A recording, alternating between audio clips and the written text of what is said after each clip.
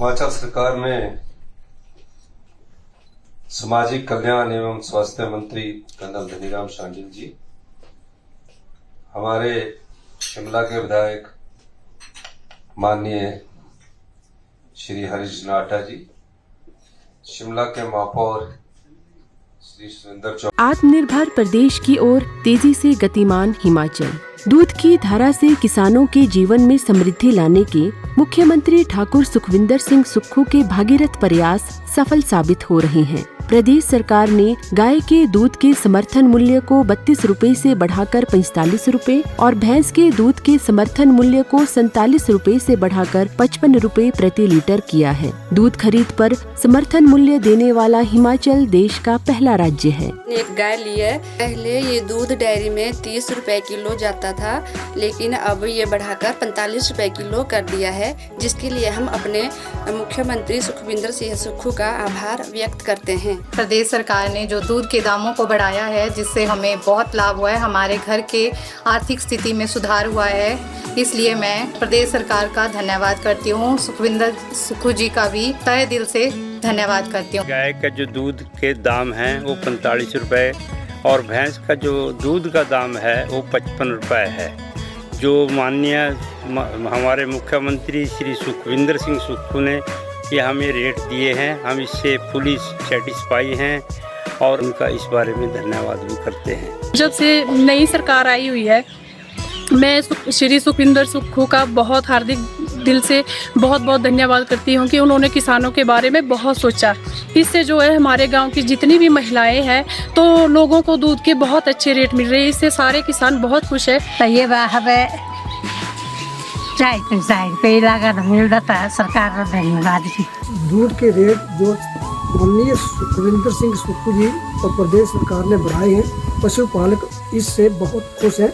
हम प्रदेश सरकार का बहुत बहुत धन्यवाद करते हैं। प्रदेश में स्थापित किए जा रहे हैं दुग्ध प्रसंस्करण संयंत्र। जिला शिमला के रामपुर विधानसभा क्षेत्र के दत्तनगर में 25 करोड़ 67 लाख रुपए से 50,000 लीटर प्रतिदिन क्षमता वाले नए दुग्ध प्रसंस्करण संयंत्र को किया गया जनता को समर्पित। संयंत्र की क्षमता अब बढ़कर हुई 70,000 लीटर प्रतिदिन। संयंत्र में तैयार किए जाएंगे फ्लेवर्ड मिल्क, दही, घी, मक्खन, पनीर, लस्सी और खोया के उत्पाद। क्षेत्र की 271 दुग्ध सहकारी समितियों से जुड़े 20,000 किसान होंगे लाभान्वित। तो ये दूध के रेट बढ़े हैं सरकार द्वारा, पीएम सुक्खू द्वारा जो रेट बढ़ाए गए, ये बहुत किसानों के लिए बहुत उपयोगी रहा है।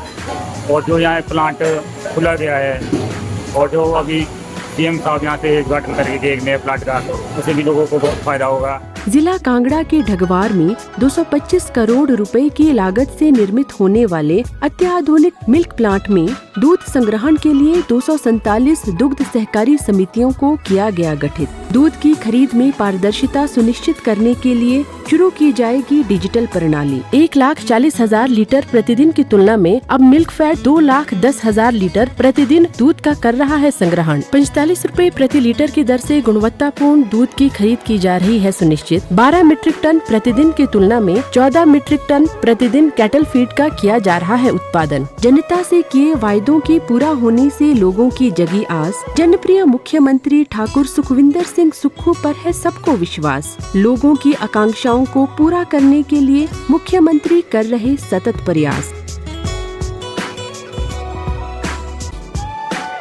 चौहान जी, हमारी सेक्रेटरी हेल्थ सुधा देवी जी, हमारे डायरेक्टर प्रकाश द्रोज जी,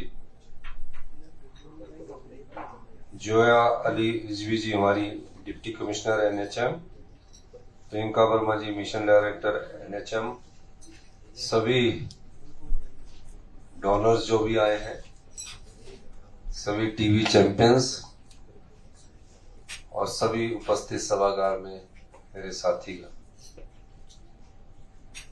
जब से हमारी सरकार सत्ता में आई है, हमारा प्रयास हमेशा से हेल्थ सेक्टर को मजबूती प्रदान करने का रहा है।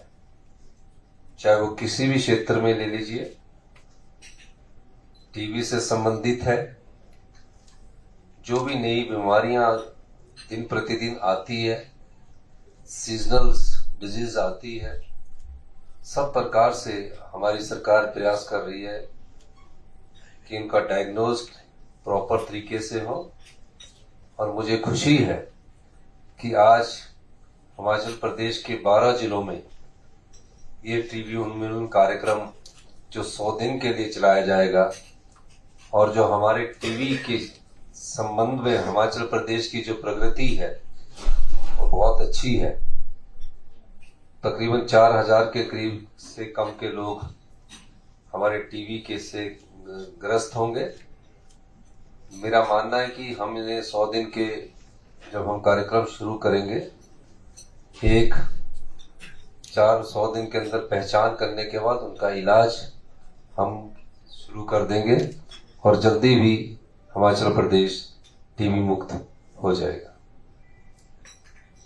मैं ये बात इसलिए भी कहना चाहता हूं कि जब हम छोटे थे उस समय जो भी टीवी पिक्चर आती थी पुरानी, उसमें टीवी से लड़ाई दिखाई जाती थी कि इस गांव में टीवी होगी, वहां टीवी होगी। अगर आप 70 और 80s की पिक्चरें भी देखें तो उस समय भी टीवी से ही संबंधित एक रोग की पिक्चर दिखाई जाती थी। 60s में तो और हाल बुरे थे और 50s में भी बहुत अच्छे नहीं थे। आजादी से पहले तो देश की पॉपुलेशन बहुत कम हुआ करती थी। पिक्चरों की विजुअलाइज जो करवाते थे उसमें टीवी दिखाते थे कि इस गांव में टीवी होगी और इतने लोग उनका मौत होगी। फिर ये सब चीजों पर भारतवर्ष में काबू पाया गया, अपने आप काबू पाया गया। और आज मुझे खुशी है कि हिमाचल प्रदेश में हम आने वाले समय में टीबी मुक्त हिमाचल प्रदेश बनने जा रहे हैं। जहां तक हेल्थ सेक्टर की बात है, हमने अपने संसाधनों से भी 2 करोड़ रुपए की मुख्यमंत्री क्षय रोग निवारण योजना शुरू की है, जो कि हम अपने सरकारी फंड से देते हैं। इसके अलावा CSR के तहत कई ऑर्गेनाइजेशंस आई है, पावर ग्रिड है, SJVNL है, सन फार्मा है, और भी कई ऑर्गेनाइजेशंस है जिन्होंने CSR के तहत पैसा उपलब्ध करवाया है।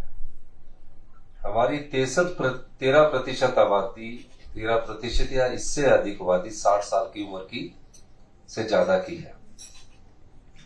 और हमें देखना यह है कि जैसे जैसे हमारी जीवन शैली में बदलाव आया, हमारे रहन सहन में बदलाव आया, जीने का तरीका भी हमने बदला, तो हमें थोड़ी सी इस बात का भी ध्यान रखना है कि हमारी शरीर की जो प्रतिरोधक क्षमता होती है वो धीरे धीरे उम्र के हिसाब से कम होती जाती है।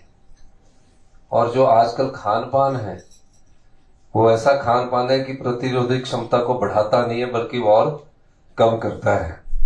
और जो नई पीढ़ी है उन्हें इस बात पर ज्यादा ध्यान देने की जरूरत है। और नई पीढ़ी जब इस बात पर ज्यादा ध्यान देगी, युवा साथी हमारे जब इस बात पर ज्यादा ध्यान देंगे अपने हेल्थ की तरफ, तो इस प्रकार के जो रोग हैं वो नहीं हो पाएंगे। मैं आप सभी का बहुत बहुत धन्यवाद करना चाहता हूं।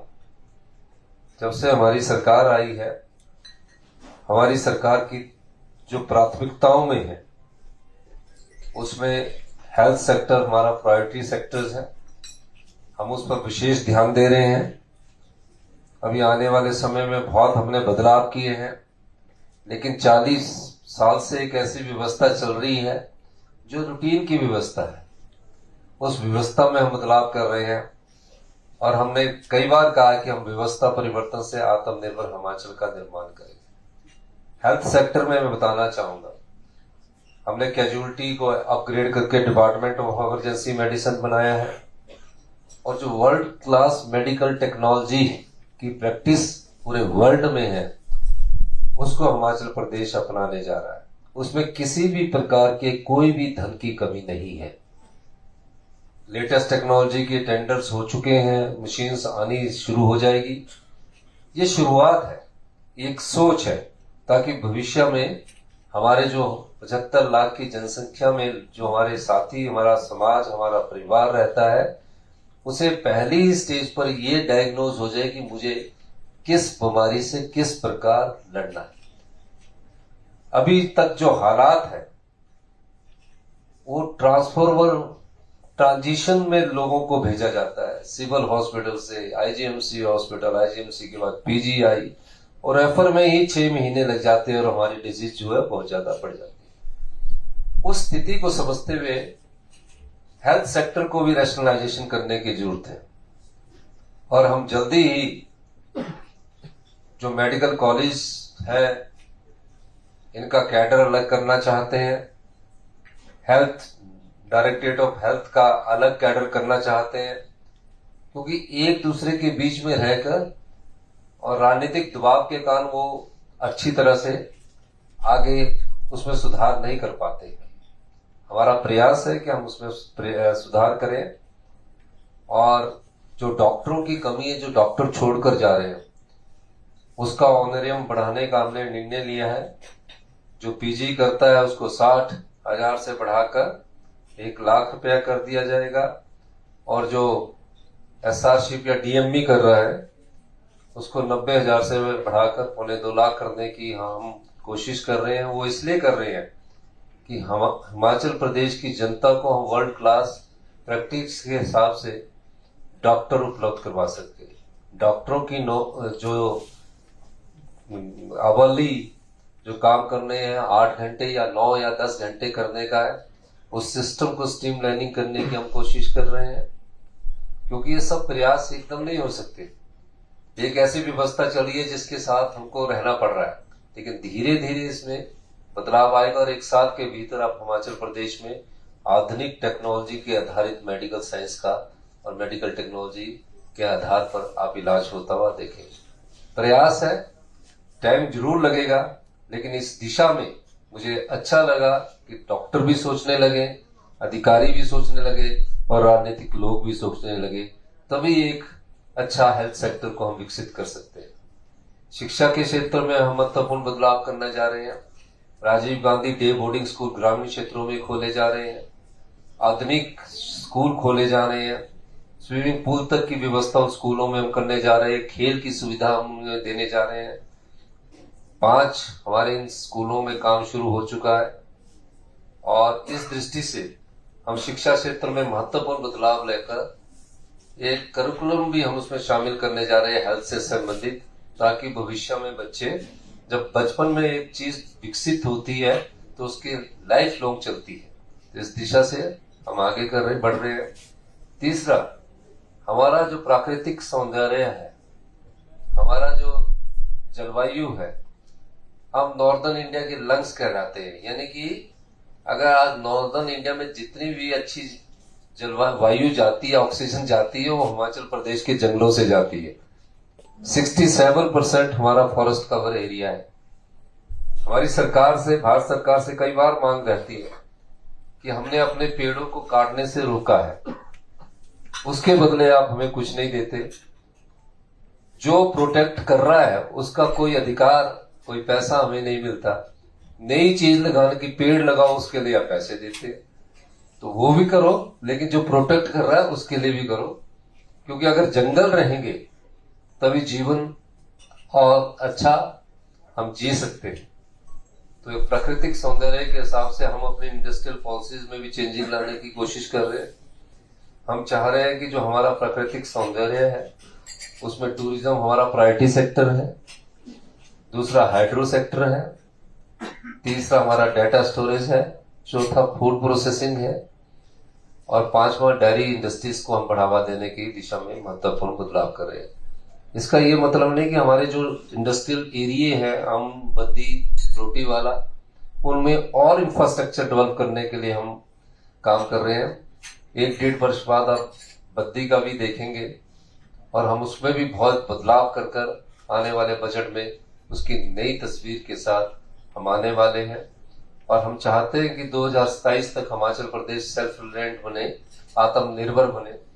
उसके लिए हमें महत्वपूर्ण कानून लाने पड़ रहे हैं, नियमों में बदलाव करना पड़ रहा है। आप देख रहे होंगे कि नित्य नई कैबिनेट मीटिंग में नई योजनाओं को लागू किया जा रहा है।